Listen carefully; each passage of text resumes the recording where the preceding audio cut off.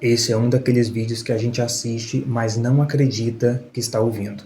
Malu Gaspar e Merval Pereira simplesmente dilaceraram Alexandre de Moraes e Dias Toffoli ao vivo.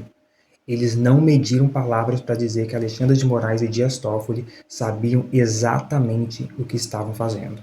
Merval falou que os ministros usaram uma sessão no plenário do Supremo para se defenderem do que estava por vir. E, em seguida, a Malu Gaspar afirma que o Supremo arrumou um subterfúgio para que a Corte possa julgar casos dos escritórios dos seus próprios parentes. A Corte proibiu que ministros julguem casos de seus parentes, mas autorizou que julguem casos dos escritórios dos seus parentes. Ou seja, arrumou um subterfúgio para praticar uma imoralidade. Porque assim os ministros podem beneficiar os seus próprios parentes indiretamente através de seus escritórios de advocacia. O vídeo está imperdível, então já vai deixando a sua curtida, clique no botão de se inscrever aí embaixo e deixe nos comentários o que você achou dessa manobra do Supremo. Eles fizeram, eu contei aqui na sexta-feira, ainda não consegui recuperar, não deu tempo, recuperei lendo do Jota na sexta-feira, mas teve uma dobradinha no auge do escândalo ali em janeiro ou fevereiro, já não me lembro, acho que foi quando voltaram os trabalhos do Supremo, acho que sim, porque eles estavam numa sessão ali, os ministros, o ministro Toffoli e o ministro Moraes fizeram uma dobradinha, vocês vão se lembrar. Dois falaram. Falando, e ali eles, sem falar do caso Master, um fala... mas aí então você não pode ter herança, não teria... Pode receber dividendo. Pode receber dividendo. Aí o Toffoli depois apareceu com dividendo do resort. Era uma Por que não disse naquela hora? Ou não disse antes, mas se estava tratando do assunto, por que não disse? Eu mesmo sou sócio de um resort que estão falando mal aí, mas eu sou sócio lá, eu tenho... Isso. E aí o ministro Moraes fala de parente trabalhando, juiz atuando. É mentira que juiz julgue casos que tenha parentes trabalhando na defesa. Mas para mim, hoje olhando, quando a gente faz a retrospectiva, que já era uma vacina. Claro, né? era uma defesa antecipada do que eles sabiam que iam ser acusados. Até se a gente conseguir recuperar esse trecho, produção, seria importante para o assinante, para lembrar de onde a gente está. O que é pior, isso aí, que a gente tá falando. Você tem toda a razão, porque é pior, porque eles usaram uma sessão do Supremo para se defender, eu tenho pensado nessa sem cena, dizer que é com eles.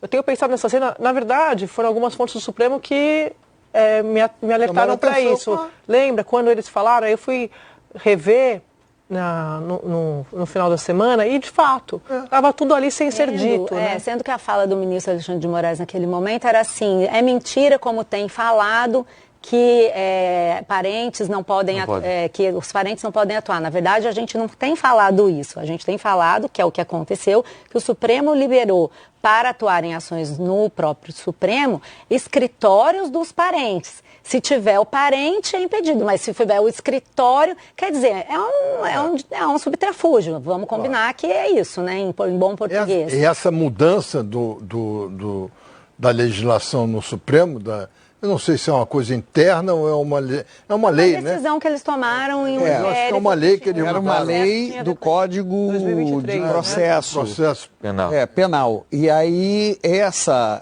esse código limitava a participação de parentes.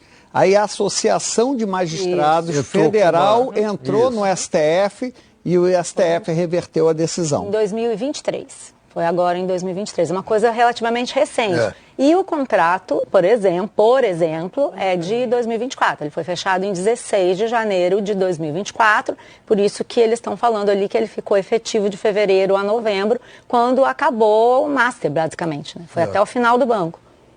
E aí, só para contextualizar enquanto eu recupero a frase aqui, eu tô prometendo, tipo aqueles... Já aí, vai, galera, já eu trago para vocês, já veio, dá tempo de achar aqui. Quero mostrar para vocês, eu achei aqui essa fala dos dois no começo de fevereiro, mês passado, que eu acho que explica bastante esse discurso vacina. Eu estava relendo aqui com calma para mostrar para vocês. Então eles fizeram uma dobradinha ali.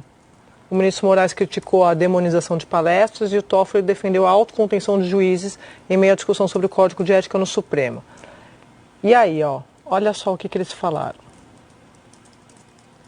o cumprimento da LOMAN basta para regrar a magistratura. Se a Constituição não solucionou, a LOMAN não solucionou, o Código Penal vai solucionar e basta. A LOMAN é a lei orgânica da magistratura. Por que eles estavam defendendo isso? Porque são da ala contrária ao Código de Ética, ao Código de Conduta do ministro Fachin, que é o presidente do Supremo, e que tem esse código como bandeira. E aí o ministro Moraes fala assim, ó, um magistrado, seja de primeira instância, seja ministro, está impedido de julgar qualquer causa que não tenha como parte seus familiares. Tenha como parte. Que tenha, né? Que tenha como parte seus familiares. Não há nenhuma carreira pública com tantas vedações quanto a magistratura. A magistratura não pode fazer mais nada além do magistério e das palestras. E como o magistrado só pode dar aulas e palestras, passaram a demonizar as palestras. Por falta do que criticar, daqui a pouco a má-fé vai para quem dá aula nas universidades. Então, o magistrado, segundo o ministro aqui, até de primeira instância, seja ministro, está impedido de julgar qualquer causa que tenha como parte alguém da sua família, ou seja, um parente. Isso aqui foi o discurso que eles fizeram no começo da abertura dos trabalhos do judiciário, num julgamento sobre rede social, tal, eles pegaram a palavra ali e fizeram essa dobradinha. E aí, esse outro trecho aqui, o ministro Moraes defendendo o direito de juízes serem acionistas de empresas sem que isso possa representar um desvio de conduta. Ele diz assim, ó, o magistrado é sócio de determinada empresa? Pode? Pode. A Constituição diz, ressalvadas as exceções previstas em lei. E a LOMAN diz que não pode ser sócio dirigente. Se assim não fosse, nenhum magistrado poderia, por exemplo, ter uma aplicação no banco, ações no banco. Ah, é acionista do banco, então não vai poder julgar ninguém do sistema financeiro. O Toffoli aqui ainda era o relator do caso Master, tá? Só para contextualizar. Ele disse o seguinte, vários magistrados são fazendeiros, são donos de empresas, e eles, não excedendo a administração, têm todo o direito aos seus dividendos.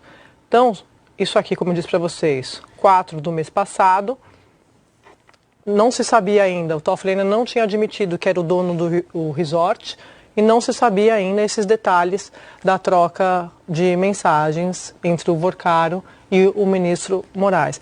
Isso aqui foi entendido, vou repetir, como uma vacina a tudo que viria na sequência e o que a gente está acompanhando agora. Lins. Complicado esse momento que estamos, né? Porque tem uma cobrança interna do Supremo por mais transparência. Isso. Porque as pessoas dizem assim, tem essa cobrança, mas depois a gente vai ver uma reunião entre eles se comportam daquela forma, como a gente agora sabe na reunião que foi vazada. Só que a cobrança existe. Até quem falou o que falou ali continua dizendo nos bastidores que o Supremo foi dragado para uma crise sem precedentes, uma crise de imagem, uma crise de credibilidade. Então, há essa preocupação. Agora, da mesma forma que eu já contei aqui várias vezes, o ministro André Mendonça, alguns ministros dizem, mas envolvendo outros ministros, será que ele vai adiante?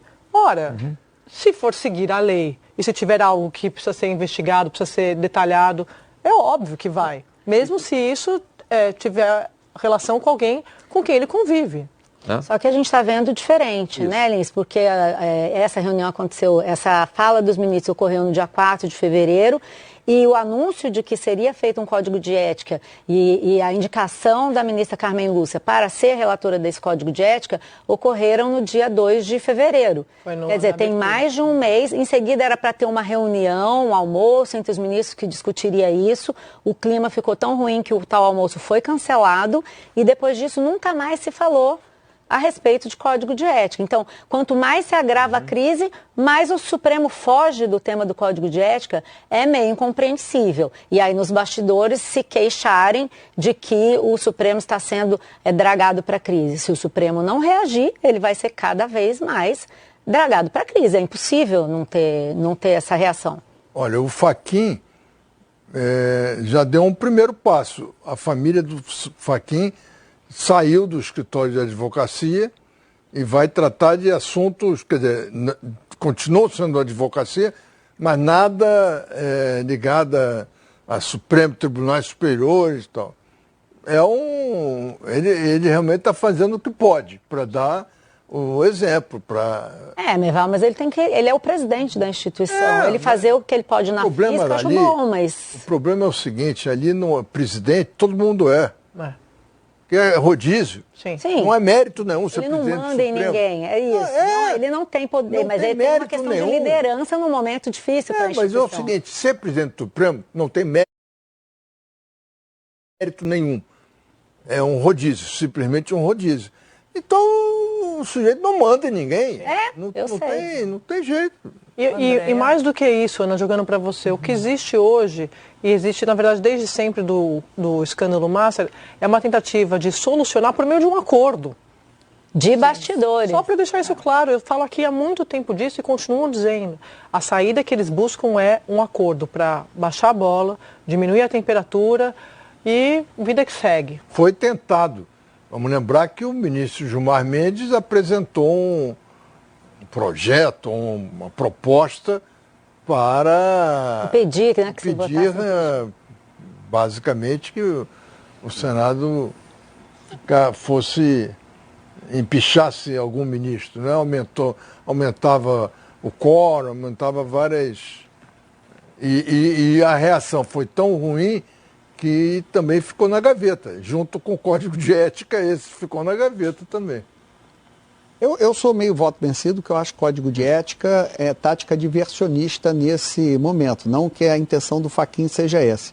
Código de Ética resolveria o caso do resort do Toffoli? Não, você vai botar no Código de Ética, não pode ter resort, não ter resort tanto, não. Vai retroagir o Código de Ética vai resolver a questão de parente advogando, parente de ministro advogando? Também não, porque isso é uma lei que já foi votada. Então, no máximo, vai ter voo, vai limitar voo e palestra, o que já é um avanço, tudo bem.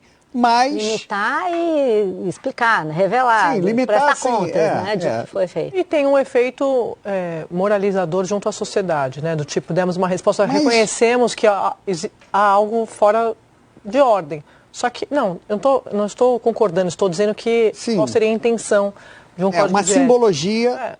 É uma simbologia mais do que efeito prático. Porque essas duas crises, um código de ética não resolveria. Não, e não precisa de código de ética para saber o que é ético e o que não é. A diferença entre o certo e o errado é bastante clara nesses casos, né? Não precisa consultar um código. Ou então ligar para o escritório da Viviane de Moraes e pedir uma consultoria de compliance. Mas né? existe uma avaliação dessa ala que não quer um código de conduta, de que aceitar um código de ética em meio a essa crise é reconhecer que eles fizeram algo errado. É político. Mas essa que é a questão, reconhecendo ou não, isso não depende deles, né? Isso é que é a falta de visão, né? Mas eles não conseguem, o meu ponto é... Essa aí. Tem uma saída, que para eles é a saída que me importa, que é a saída política. Então, a gente já conversou aqui, aquela reunião que foi vazada, eles passaram aquela reunião dizendo que não tem problema nenhum com o que o Toffoli fez, com o resort, sei o quê, mas Toffoli, você precisa sair. O recado era esse. Então é o jeito do Supremo falar com um jeitinho. Resolver. O Supremo deu o seu jeitinho. Aí vira uma crise institucional, é isso que eu digo. Exato. Aí se envolver no buraco, né? É entrar junto, pegar na mão. Quando você abraça numa reunião que não é transparente, aí você transforma a crise individual na crise institucional, porque agora o Supremo validou a atuação do Toffoli, não viu problema na atuação do Toffoli. E aí ele vai votar. É amanhã? Abre o julgamento sexta-feira. E tem uma semana de julgamento virtual. Ele pode votar, se quiser. Vai ser outro escândalo. Depende, se ele não votar, é a melhor solução para todo mundo. Que é uma covardia. Porque mas é uma covardia. Ou se ele votar... Se ele votar condenando confirmando a prisão. Né? Confirmando a prisão, ele vai ficar devendo. Assim, a partir do momento em que... E se absolver, aí vai ficar devendo para a sociedade. Ele realmente está numa situação... A Sadi trouxe a informação na sexta-feira, aí você ia falar, né? Mas fala por mim. Vou poupar, que você tem mais 2 horas de programa. Eu vou escrever umas coisas aqui, vai falando por mim, tem umas coisas para resolver. Depois você faz o Pix para mim, transparente. Gallagher, quem tem amigo que tem tudo, né, meu irmão? Trouxe a informação que ministros achavam melhor o Toffoli não votar, que ele pode não votar. Mas, cara, foi o Supremo que validou a presença do Toffoli neste caso. E ainda arquivou, né, qualquer pedido de suspeição. Então, se ele não é suspeito, todo mundo aí falou virou que ele uma não é crise suspeito. institucional. Quando eu digo que as defesas saem pela Secretaria de Comunicação, que também eu acho que não deveria, já que são questões particulares dos ministros, a Secretaria fez até uma ressalva. A Secretaria divulga informação a pedido do gabinete tal. A gente lê, não tenho nada a ver com isso. É uma informação correta, ó, estamos divulgando, mas acho que nem a Secretaria de Comunicação deveria ser usar. Aí um código de conduta, uma norma lá dentro poderia dizer, olha, problemas pessoais, mas a partir do momento que o Supremo está misturando tudo... Eu concordo com o que você está falando, fico pensando, essa crise não vai embora do Supremo porque a crise está dentro do Supremo. E está dentro do Supremo porque o Supremo virou um órgão político. Esse é o problema, porque eles acham que podem resolver tudo pela política. Então eles vão lá, falam com um político lá, não bota impeachment não, pô. A gente vai mexer aqui, vai mudar, já tiramos o Toffoli, e acha que isso resolve. Mas o Supremo não tinha nunca, e não é agora que eles entraram na política. Entraram na política há algum tempo já, né? Como vocês viram, a Globo teve um súbito de sinceridade e simplesmente derrubou Alexandre de Moraes e Dias Toffoli e mostrou por A mais B a estratégia imoral que o Supremo arrumou para permitir que integrantes da corte pudessem beneficiar os escritórios dos seus parentes. A verdade é que o Supremo perdeu tanto o controle que agora está cometendo ilegalidades flagrantes. As revelações não param de vir a público e a Globo decidiu chutar o pau da barraca contra o STF. E você? O que você está achando dessa história? Deixa aqui nos comentários a sua opinião, deixa a sua curtida, se inscreva no canal, porque assim você nos apoia e ajuda o canal a crescer.